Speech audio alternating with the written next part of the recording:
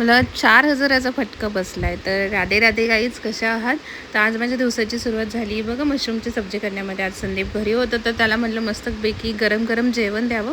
त्याच्यासाठी मस्तपैकी चपाती, गरम चपाती आणि मशरूमची भाजी आणि राईस बनवला होता.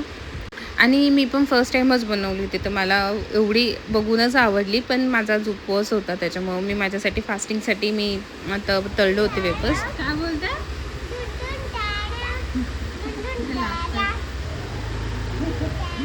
चला बाय.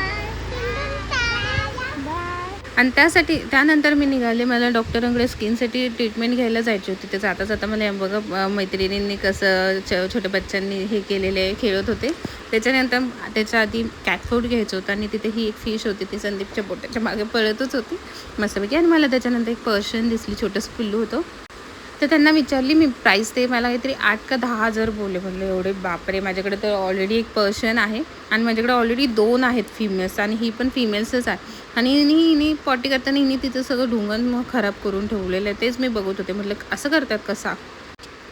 त्यानंतर मग संदीपने तिला घेतलं आणि ती त्याच्या बोटाला एवढी चावत होती ना, मस्त. म्हणजे तिचे छोटे छोटे दात आहेत, ते एवढे सुंदर आहेत ना, पण ती एवढी ती लागत होतं, असे मुंग्यांच्या चावल्यांसारखं फील होतं ते बघा तुम्ही.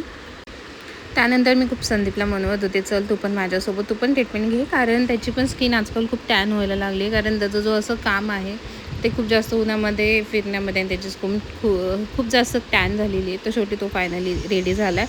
ॲक्च्युली कसं असतं की पोरांना स्किन केअर करायला आवडत नाही.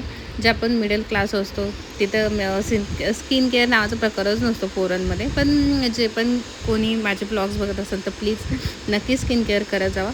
त्याच्यानंतर मस्तपैकी आम्ही पोचलो चाप खायला. ते खाल्ल्यानंतर घरी निघालो. चला, असा होता माझा दिवस. माझं म्हणलं